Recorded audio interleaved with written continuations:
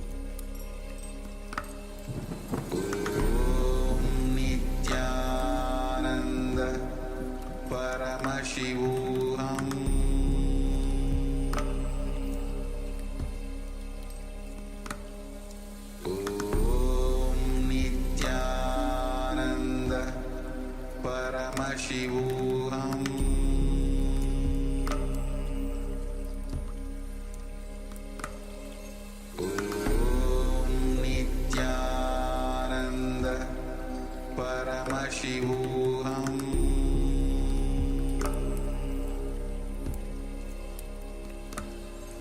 Om Nithyananda Paramashivoham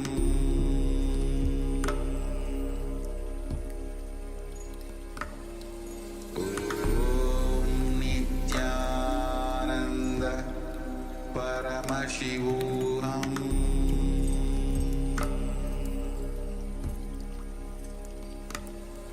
Om Nithyananda Paramashivoham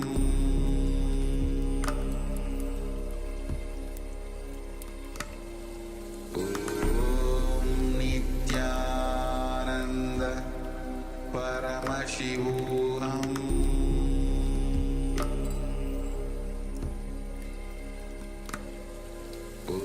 Om Nithyananda Paramashivoham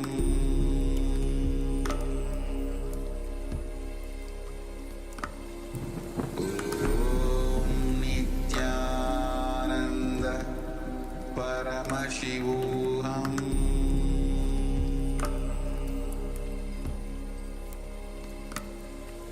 Om Nithyananda Paramashivoham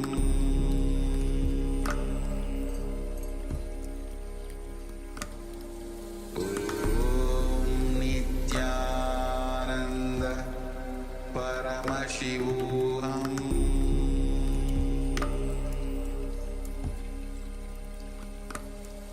Om Nithyananda Paramashivoham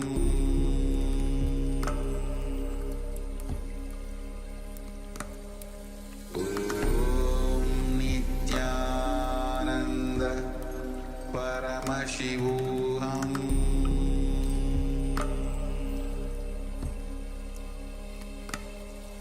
Om Nithyananda Paramashivoham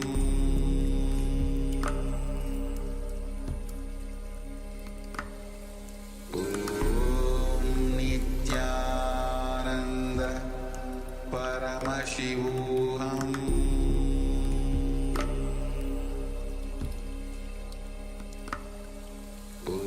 Om Nithyananda Paramashivoham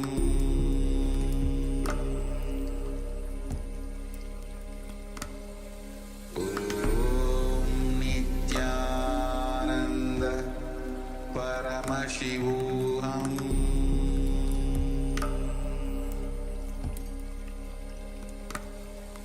Om Nithyananda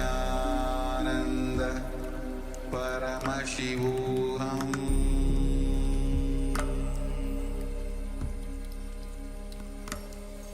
Om Nithyananda Paramashivoham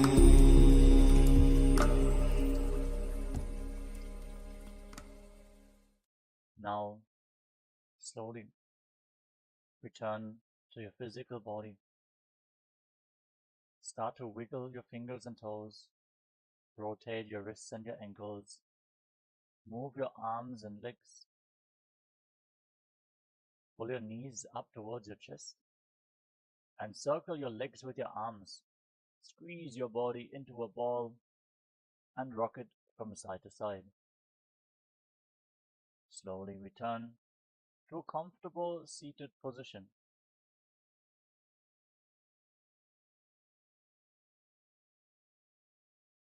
Congratulations, you completed the Pratama Vinyasa Krama, the first 108 asanas of KAILASA's Nithyananda Yoga.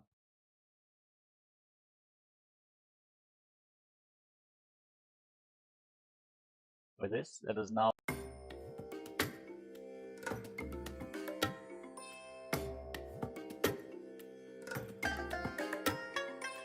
I bless you all.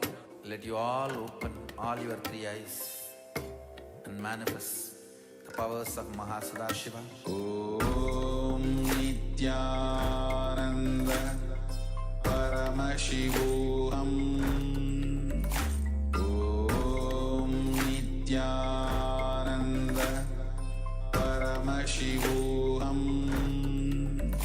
Om Nithyananda Paramashivoham Om Nithyananda Paramashivoham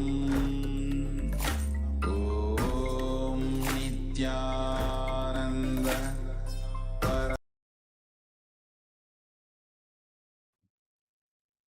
Nithyanandam param sukadam kevalam jnanamurtim dvandvatitam gaganasasham tattvamasyaadilaksham ekam nityam vimalamachanam sarvadi sakshibhutam bhavatitam trigunarahitam sadgurum tam namami. Yes, Nithyanam, all of you. So we just finished 108 asana sequence, the Prathama Vinyasa Krama. Let's take a couple of minutes and quickly come back. We'll be starting shortly with the power manifestation.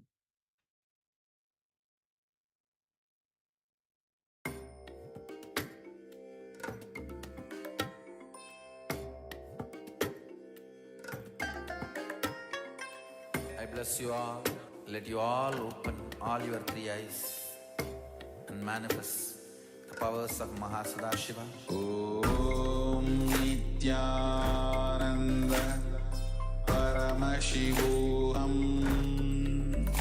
Om Nithyananda Paramashivoham Om Nithyananda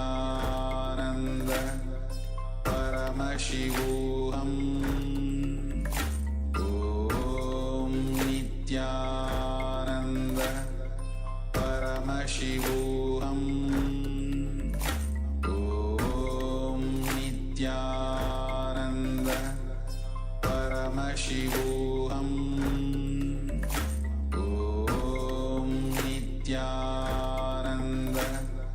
Paramashivoham Om Nithyananda Paramashivoham Om Nithyananda Paramashivoham Om Nithyananda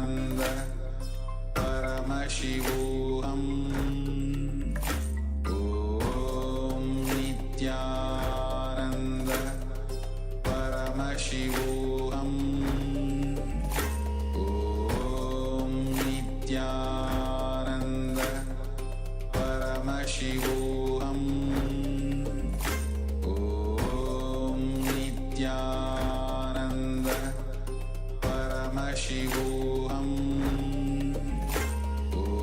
Om Nithyananda Paramashivoham Om Nithyananda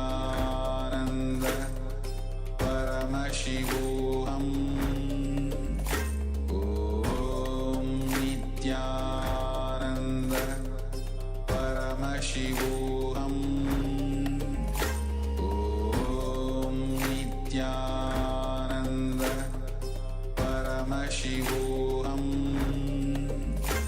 Om Nithyananda Paramashivoham Om Nithyananda Paramashivoham Om Nithyananda Paramashivoham Om Nithyananda Paramashivoham.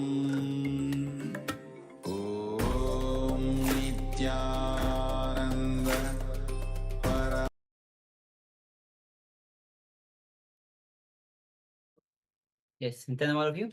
So we just finished 108 asana sequence, the Prathama Vinyasa Krama.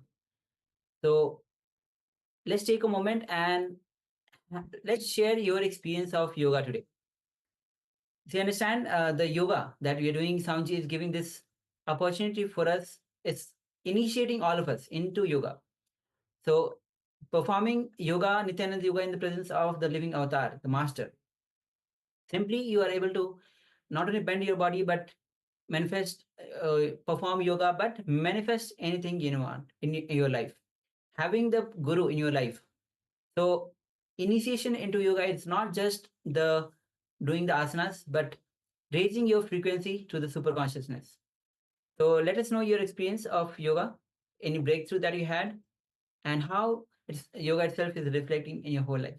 Take a moment and share. Meanwhile, we'll be starting with the power manifestation. So have your blindfold or the piece of cloth ready with you, and we'll be entering into the Sas Pramana.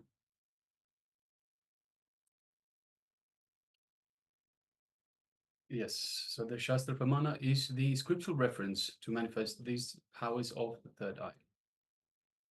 And the Shastra Pramana goes as Kapalantar manonyasya tishtan milita lochanaha krame namanaso dhardyat lakshayet lakshamuttamam. And the translation goes as by fixing the mind on the inner space within the crown center and sitting stably without any movement, having the eyes closed in succession by that stability of the mind and inner space. Through the power of the third eye, one directly sees the ultimate goal, Lakshyam, by having the vision beyond the sight. That reveals any object or place, attaining the space of oneness with the source, Paramashiva. So with this, let's get ready for the power manifestation. You can cover your eyes with a blindfold or the piece of cloth.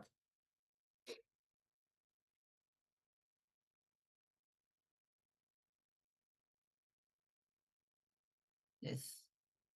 And with as you visualize Swamiji in a space,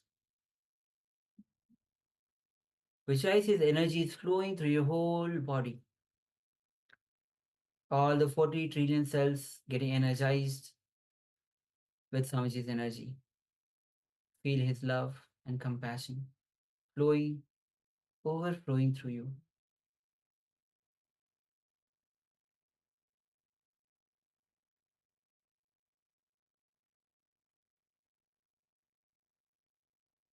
Remove every single self-doubt that you have. Unclutch from all the identities that you carry. Unclutch from any social identities, any, even the gender. Unclutch even from the time. Unclutch even from the body. Unclutch even with the identity I. Go on unclutching. Then you enter into the space of pure oneness.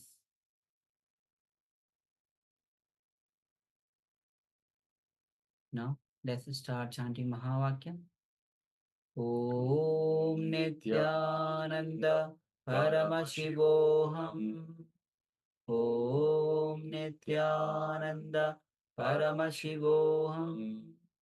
Om Nithyananda Paramashivoham. As you vibrate with this Mahavakya, with deep feeling connection with Bhagwan, vibrate with this Mahavakya, and let's enter into this manifestation. The image.